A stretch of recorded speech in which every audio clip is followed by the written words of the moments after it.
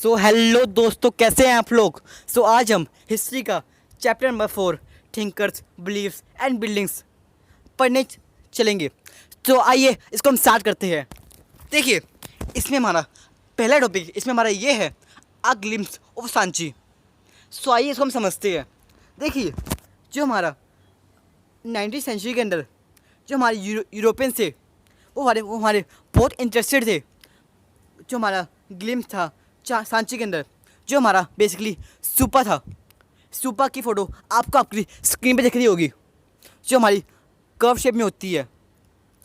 इसमें हमारे यूरोपियंस बहुत इंटरेस्टेड थे इसको लेकर। एंड जो हमारे फ्रेंच पीपल थे वो हमारी परमिशन लेने चाहते थे शाह जहान बेगम से to took away Sanchi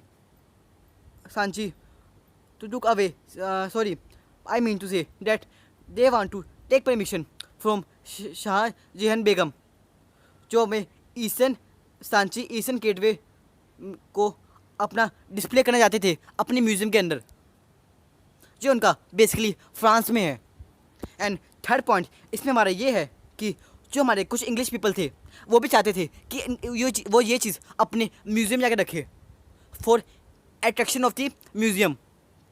and fourth point इसमें हमारा ये है कि जो हमारा फ्रेंच और जो इंग्लिश पीपल थे वो सेटिस्फाई हो गए थे कि इनका प्लास्टर कास्ट लेने से, जैसे कि उनकी कॉपी लेने से, जो अपने वो म्यूज़ियम में शो कर सके, जो हमारे बेसिकली अब भोपाल के अंदर ही है, जो हमारे बेसिकली मध्य प्रदेश के अंदर है। आइए अब हम नए टॉपिक तक मूव करते हैं। आई मीन टू से कि हम नए पॉइंट तक मूव करते हैं। हमारा फिफ्थ पॉइंट इसमें हमारा ये कहता है कि जो हमारे बेगम थी शाह जहान बेगम, जो उनका पुत्र था सुल्तान जहान बेगम, उनको मनी प्रोवाइड करती थी कि वो हमारे एंशिएंट साइट जैसे कि हमारे सूपा की देखभाल के लिए उस पर मनी खर्च करे, उस पर पैसा लगाए उस पर।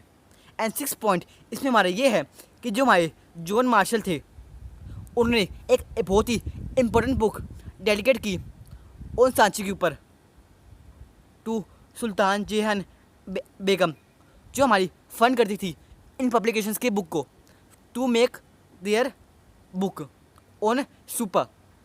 आइए अब हम सेवन्थ पॉइंट हमारे इसमें ये कहता है कि जो हमारी बेगम थी उन्होंने फंड किया था to build museum as well as guest house.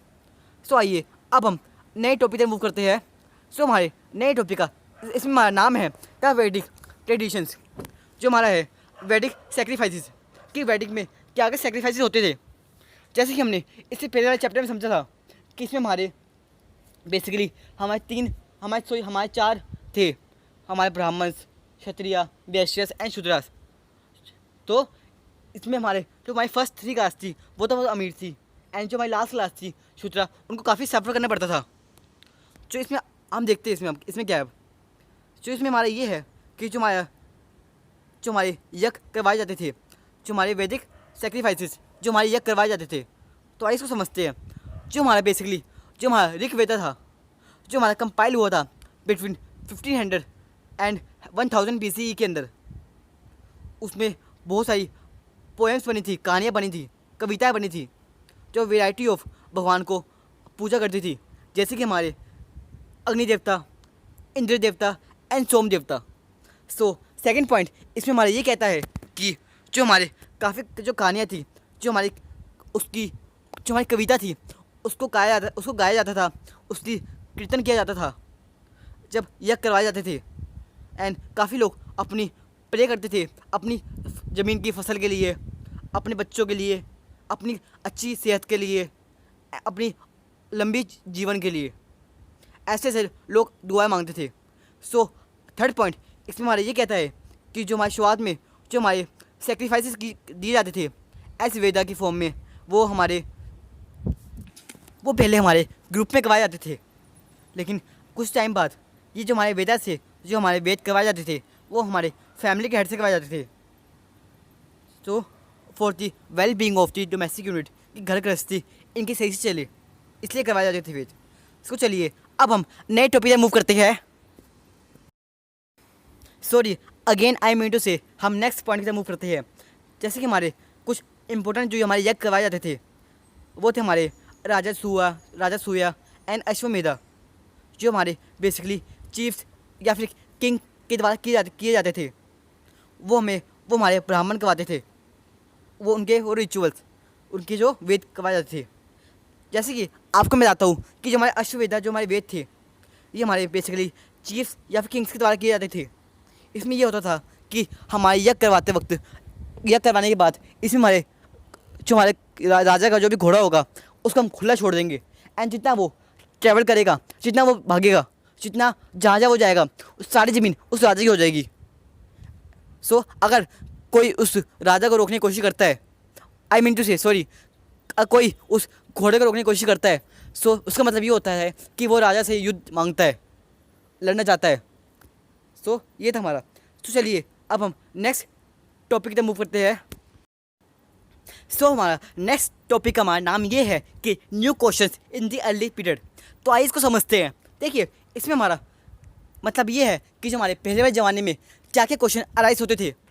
इसमें हमारा पहला पॉइंट इसमें हमारा ये है कि बहुत सारे लोग ये जानने के लिए बहुत उत्सुक थे कि लाइफ का मतलब होता क्या है, जीवन क्या है, एंड कि क्या हमको मरने के बाद एक नया जीवन प्राप्त होगा, कर्मा क्या होती है, एंड पूर्ण जन्म क्या होता है, रीबर्थ क्या होता है।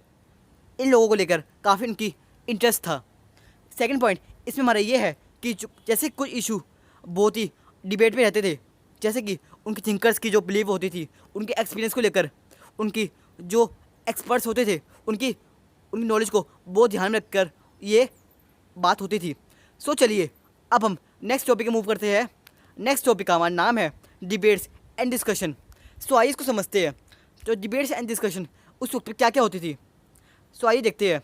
फर्स्ट पॉइंट इसमें हमारा ये है कि देयर वर 64 सेक्स के अंदर था, उसके अंदर मतलब कि 64 वहाँ पर रिलीजियस ग्रुप थे।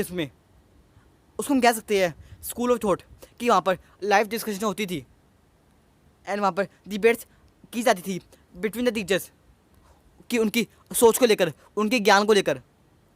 एंड सेकंड पॉइंट इसमें हमारा ये है कि जो हमारे टीचर थे, जो हमारे गुरु थे, जैसे कि हमारे बुद्धा एंड महावीरा, वो ट्रैवल करते थे from one place to another, and लोगों को वो अपने बातों से कन्विंस करने की कोशिश करते थे अगर and about the validity of the philosophy, कि उनको कितना ज्ञान है, उनकी फिलोसफी को लोगों को समझ में आए, ये इनकी कोशिश करते थे कि पूरा वर्ल्ड समझ सके कि हम कितने नॉलेज प्राप्त करे बैठे हैं। एंड थर्ड पॉइंट इसमें हमारा ये है कि जो डिबेट्स होती थी हमारी कुटकरशाला, उसमें एक झोपड़ी जैसा कुछ था, जो उसमें एक हमारी रूफ टाइप हमारी थी, उसके अंदर हमारी डिबेट्स होती थी। वहाँ पर हमारे बैकर्स भी आते थे। सो ये था हमारा। सो चलिए अब हम फोर्थ पॉइंट की तरफ मूव करते हैं। सो फोर्थ पॉइंट इसमें हमारा ये है कि अगर कोई फिलोसोफर अपनी बात मनवा लेता था अपने अपोजिट वाली सोच से, मान लीजिए जैसे कोई मैं बात कर रहा हूँ एंड अगर कोई दूसरा बंदा मेरी बात से बिल्कुल सहमत नहीं करता एंड सडनली वो मेरी बात से मान जाता था, तो वो उसका चेला बन जाता था। तो फिर ऐसे इसमें हमारे फिलोसोफर का सपोर्ट एंड हमारा जो हमारा था कि उनका डिबोट, मतलब कि आप मान सकते हैं कि उनका सपोर्ट आना है, उनका सपोर्ट जाना, ये टाइम टू टाइम हमारा चेंज होता रहता था, ये कभी हमारा फिक्स नहीं रहता था। सो चलिए अब हम फिफ्थ पॉइंट की तरफ मूव करते हैं। फिफ्थ पॉइंट इसमें हमारा ये कहता है कि जैसे हमारे बहुत सारे जो हमारे टीचर थे, जैसे कि हमारे महावीरा एंड बुद्धा, वो क्वेश्चन करते थे about the authority of the Veda, कि जैसे हमारे 4 वेद थे, हमारे ब्राह्मण, क्षत्रिय, वैश्य एंड शूद्र, इनके ऊपर ये क्वेश्चन अराइज करते थे। एंड सिक्स पॉइंट इसमें हमारा ये है कि वो कहते थे कि हर एक इंसान को अपनी जीवन में खुशियाँ का उसका हक है, अपने दुख से अपना ओवरकम करके अपनी जीवन जीने का उसको अधिकार है खुशी से। सो ये हमारा है। सो चलिए अब हम नेक्स्ट टॉपिक पे मूव करते हैं। सो हमारे नए टॉपिक का हमारा नाम है द मैसेज ऑफ महावीरा। तो आइए इसको समझते हैं कि महावीरा का हमारा क्या मैसेज था।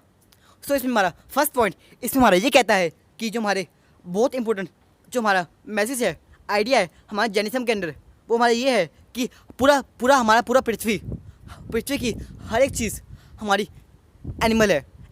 एनिमल मतलब उन सब में जान है, भले वो पत्थर हो, रॉक्स हो, या फिर वो पानी हो, सबके अंदर एक जान है।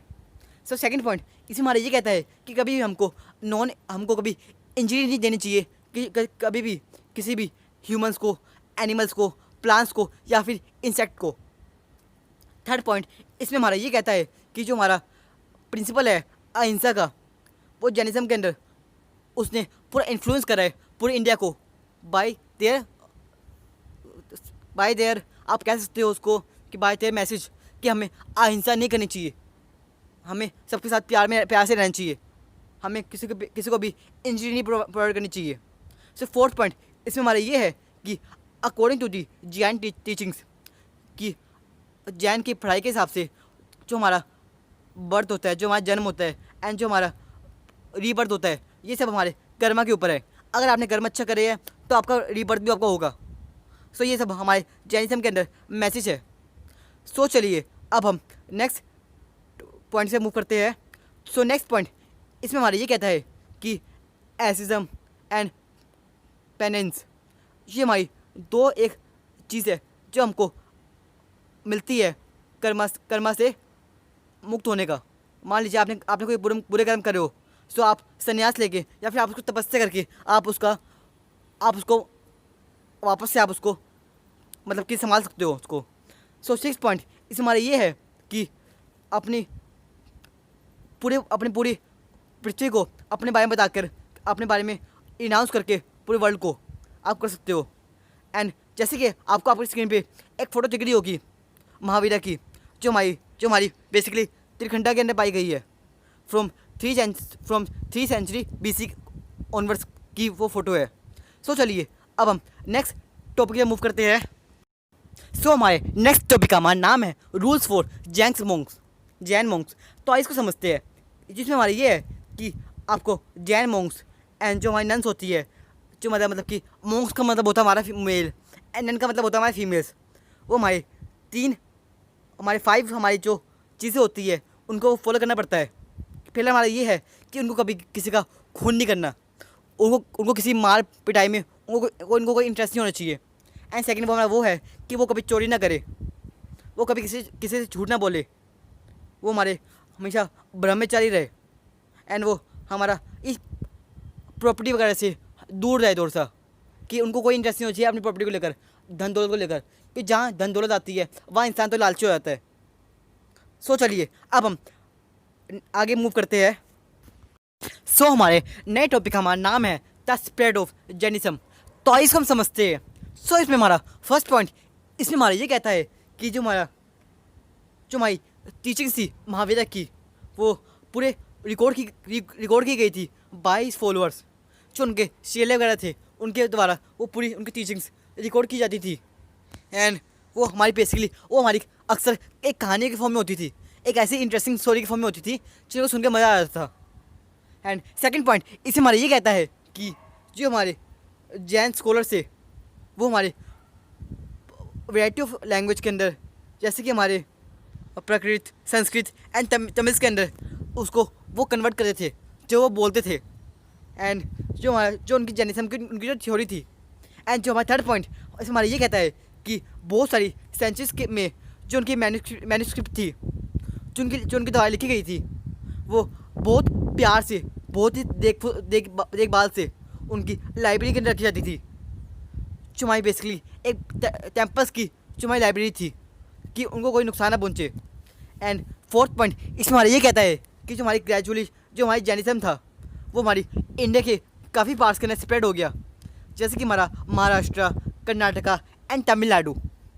सो फिफ्थ पॉइंट इसमें हमारा ये कहता है कि जो हमारे बहुत सारे सोन स्टैचूज थे जो हमारे रिलीजियस ट्रेडिशन के साथ बने गए थे, वो हमारे बेसिकली फॉलोअर्स के द्वारा बनाए गए थे और जैन तीर्थंकरण से द्वारा बनाए गए थे वो।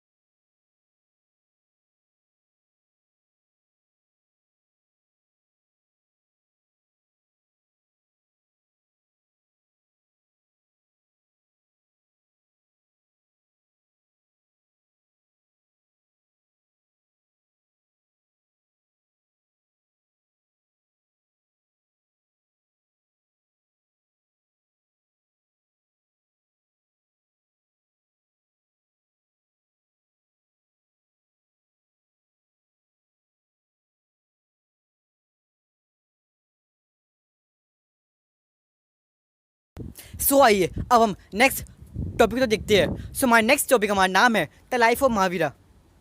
सो आइए इसको हम समझते हैं कि महावीरा की कैसे लाइफ थी। देखिए ये चैप्टर मैं आपको इतने बेसिक से समझा रहा हूँ कि अगर आप कोई भी क्वेश्चन देख लीजिए वो आप उसका आंसर आपको इस वीडियो में पक्का मिल जाएगा।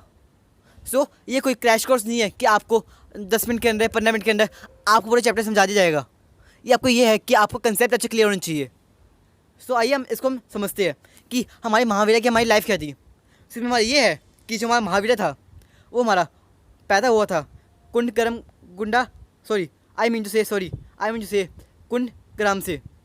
वो कुंडग्राम में पैदा हुआ था जो बेसिकली हमारा वैशाली में है, जो हमारा मुजफ्फरपुर में है बिहार के अंदर। वो हमारे पैदा हुए थे इन 599 BC के अंदर। एंड जो सेकंड पॉइंट इसमें हमारा ये कहता है कि वो हमारे एक जनत्रिका डायनेस्टी से वो बिलोंग करते थे। एंड वो उनके फादर का नाम था सिद्धार्था। एंड वो हमारे हेड थे वो जनत्रिका क्रैन के। एंड उनकी माँ का नाम था त्रिशला। एंड वो एक फिफ्थ पॉइंट इसमें हमारा ये कहता है कि वो यशोदा से शादी की थी उन्होंने। सो चलिए अब हम नेक्स्ट पॉइंट की तरफ मूव करते हैं। सो 6th पॉइंट इसमें हमारा ये कहता है कि जो उनकी महावीरा की बेटी थी प्रियदर्शनी, जो उनके हस्बैंड थे वो हमारे जिनका नाम था जमाली, वो हमारे बेसिकली महावीरा के बहुत बड़े चेले थे या फिर आपको कह सकते हैं फॉलोअर थे। 7th पॉइंट इसमें हमारा ये है कि जब वो महावीरा हमारे 30 साल के थे जब उनके पेरेंट्स की डेथ हो गई थी तो उन्होंने अपना संन्यास ले लिया था। सो 8th पॉइंट इसमें हमारा ये कहता है कि जब वो उनका संन्यास का 13 ईयर हो चुके थे तो उन्होंने एक अपने टाउन के बाहर जाके एक जमीकरमा का एक नाम का कुछ था, जमीकरमा नाम की जगह थी। वहाँ से उन्होंने सुप्रीम नॉलेज पाई जो बेसिकली हमारे साल ट्री के नीचे था और जो हमारे पास था हमारी रिजुपालिका रिवर के पास। ये आप याद रखिएगा कि उन्होंने सुप्रीम नॉलेज पाई उन्होंने साल ट्री के नीचे से जो हमारी बेसिकली रिजुपालिका रिवर के पास था। सो 9th पॉइंट इसमें हमारा ये कहता है कि जो हमारा जो उनकी आफ्टर जब उन्होंने ज्ञान पाया सो उन्होंने अपना अपनी फर्स्ट स्पीच दी अपनी पावापुरी के अंदर जिसमें उनके 11 फॉलोअर्स थे। सो एंड 10th पॉइंट इसमें हमारा ये कहता है कि जब उनको ज्ञान प्राप्त हुआ सो लोग उनको जैन के नाम से बुलाना शुरू कर दिया या फिर जितेंद्र के नाम से बुलाना शुरू कर दिया या फिर महावीरा के नाम से या फिर उनके फॉलोअर्स उनको बुलाते थे जैन के नाम से। सो चलिए अब हम नेक्स्ट टॉपिक तक मूव करते हैं। Sorry again I am mean to say कि हम नेक्स्ट पॉइंट तक मूव करते हैं। सो हमारे 9th पॉइंट इसमें हमारे 11th पॉइंट इसमें हमारा ये कहता है कि उनको एक टाइटल प्राप्त हुआ था अरिहंत का नाम का। एंड 12th पॉइंट इसमें हमारा ये कहता है कि जब उनकी एज 72 थी वो हमारे मर गए थे पावा के अंदर। एंड वो हमारे मगधा कैपिटल जो हमारी राजगीरा है वहाँ वो मर गए थे। एंड वहाँ पे जो हमारे पवनपुरी किंग था वहाँ का जो पवनपुरी किंग था उन्होंने सेलिब्रेट किया lamp festival in his honour उनकी याद के नाम का। सो चलिए अब हम नेक्स्ट टॉपिक तक मूव करते हैं। सो चलिए दोस्तों अब हम इस पार्ट के लास्ट टॉपिक तक मूव करते हैं। सो हमारा लास्ट टॉपिक हमारा नाम है लाइफ ऑफ बुद्धा। तो आइए इसको हम समझते हैं कि बुद्धा की लाइफ उस वक्त कैसी थी। देखिए जो हमारे बुद्धा थे वो बेसिकली हमारे बोर्न हुए थे इन 563 BC के अंदर जो हमारे लुम्बिनी के अंदर हुए थे। एंड वो जो हमारे कपिल वास्तु के पास है जो बेसिकली हमारे नेपाल में है। एंड जो हमारे बुद्धा के फादर थे वो सुदोधना वो एक साका रूलर थे। एंड उनकी मदर महामाया उनकी डेथ हो गई थी after 7 days of the Buddha जब पैदा हुए थे वो। सो जो उनका पालन पोषण उनकी स्टेप मॉम के द्वारा किया गया था जिनका नाम था गौतमी। एंड इसी से उनका नाम गौतम बुद्धा बड़ा था उसके मदर के नाम से डेरिवेट होके कि उनकी माँ ने कि उनकी स्टेप मदर ने उनकी इतनी देखभाल करी थी उसके नाम पे उन्होंने गौतम बुद्धा उनका नाम पड़ा। सो 3rd पॉइंट इसमें हमारे ये है कि जो हमारे बुद्धा थे उन्होंने शादी करी यशोधारा से, और उनका उनका बेटे का नाम हुआ राहुला। बेसिकली उनकी शादी हुई थी एट 16 साल की उम्र में, एंड उन्होंने अपने बेटे का नाम रखा राहुला। सो देखिए, एक महान इंसान ने उसके फादर को बोला था कि जब ये जवान होगा तो ये हमारा बुद्धा संन्यास ले लेगा, एंड ये किसी मंदिर एंड किसी हमारे जंगल वगैरह में ये तपस्या के लिए जाएगा। सो उसके फादर बहुत वरी हो गए थे कि अगर मेरा बेटा अगर जंगल में जाएगा तो ये राज्य को संभालेगा। जो उसके फादर साकर रूलर थे, उनका एम्पायर कौन संभालेगा, कि वो इतना स्ट्रगल करेगा उसका बेटा बुद्धा। तो उन्होंने पूरी कोशिश करी कि मेरा बेटा वहाँ ना जाए। वो अपने एम्पायर के पास से सारे गरीब लोगों को हटा देता था, एंड वहाँ की सारी जो दिक्कतें हैं वो सब खत्म कर देता था। उनको दूर ले जाके उनको बोलता था कि आप छुप जाइए, एंड वो अपने बेटे को ज़्यादा अपने एम्पायर के बाहर निकलने नहीं देता था। तो उनका ये था। सो 4th पॉइंट इसमें हमारा ये कहता है कि एक दिन उन्होंने अपने ही किसी रथ जो चलने वाले होते हैं, उन्होंने कन्विंस करा कि मुझे इस एम्पायर के बाहर लेके जाओ, इस सिटी के बाहर लेके जाओ। एंड जब वो बाहर गए, उन्होंने देखा कि बाहर की दुनिया बहुत दर्दनाक है, इसमें बहुत दुख है, इसमें बहुत दर्द है। तो उनका ये सुन के उनका पूरा दिमाग हिल गया। वो बहुत ही उनके दिमाग में बात बहुत ही वरी हो गए थे वो एकदम से वो। सो देखिए, अब हम 5th पॉइंट की तरफ मूव करते हैं। सो 5th पॉइंट इसमें हमारे ये कहता है कि जब वो अपनी सिटी से बाहर गए थे कि उन्होंने देखा कि जो बहुत ओल्ड पीपल थे, जो बहुत सिक थे, एंड उन्होंने कुछ डेड बॉडी को देखा। तो उनको ये रियलाइज़ हुआ कि बाहर की दुनिया में कितना दर्द है, कि उन्होंने सोचा कि चल भाई, ये तो मैं मानता हूँ कि डेथ और डिके ये तो हमारी नेचुरल चीज़ है, ये तो हमारी होती है, लेकिन ये हमारी नेसेसरी है। लेकिन उन्होंने कुछ लोगों को देखा जो होमलेस थे, और वो बुढ़ापे में थे, वो उनको लगा बीमारी थी, उनकी डेथ हो रही है, एंड वो शांति ढूंढ रहे हैं। सो उनके दुख देखकर हमारे बुद्धा बहुत ही वरी हो गए थे, बहुत ही टेंशन में आ गए थे वो। सो सिद्धार्था ने, जो हमारे बुद्धा थे, उन्होंने डिसाइड किया कि वो अब किसी तपस्या में जाएंगे, कि वो सेम बात अडोप्ट कर सके जो हमारे दुखी लोग कर रहे हैं, जो लोग संन्यास ले रहे हैं, वो बात अडोप्ट करना चाहते थे। सो 7th पॉइंट इसमें हमारा ये कहता है कि उन्होंने अपना एम्पायर पैलेस 29 साल की उम्र में छोड़ दिया। अपने उनका जो रथ चालक था, जिनका नाम था हमारा चन्ना, एंड उसके फेवरेट हॉर्स जिसका नाम था हमारा कंथका, वो उन्होंने ढूंढा सच्चाई को, एंड वो इस सच्चाई के लिए पिछले 6 साल तक ढूंढते रहे। एंड 8th पॉइंट इसमें हमारा ये कहता है कि जो उन्होंने नॉलेज प्राप्त करी at the age of 35 years, जब वो गया में थे, जो हमारा बेसिकली मगधा में है, जो बेसिकली हमारे बिहार के अंदर है, अंदर पीपल के ट्री के नीचे उन्होंने नॉलेज एक्वायर करी। सो 9th पॉइंट इसमें हमारा ये कहता है कि उन्होंने अपना फर्स्ट लेसन अपना फर्स्ट भाषण उन्होंने सारनाथ के अंदर दिया था, अपने कुछ 5 फॉलोअर्स के साथ जो उनके साथ बैठे हुए थे। तो उनके हम फर्स्ट लेसन को, उनके फर्स्ट हम सेरेमन को हम कहते हैं उनको धर्म चक्र प्रवंत, या फिर हमको कहते हैं turning of the wheel of law, इसको हम इस नाम से बुलाते हैं।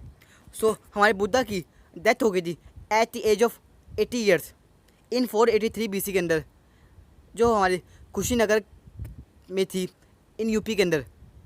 सो ये था हमारा हिस्ट्री क्लास 12th हमारा का पार्ट 1।